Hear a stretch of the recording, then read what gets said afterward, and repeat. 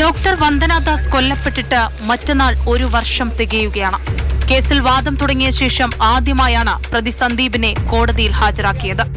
വന്ദനയുടെ മരണത്തിൽ പങ്കില്ലെന്നാണ് പ്രതിഭാഗത്തിന്റെ വാദം.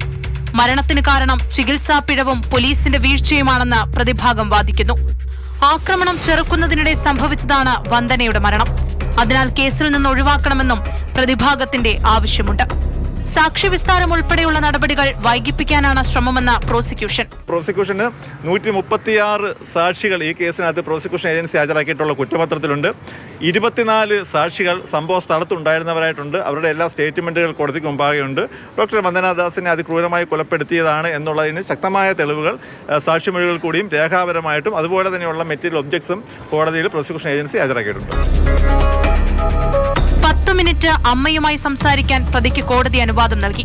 വാദം കേൾക്കാനായി വന്ദനദാസിന്റെ മാതാപിതാക്കൾ കോടതിയിലെത്തിയിരുന്നു. കേസ് ഈ മാസം 22-ന് വീണ്ടും പരിഗണിക്കും.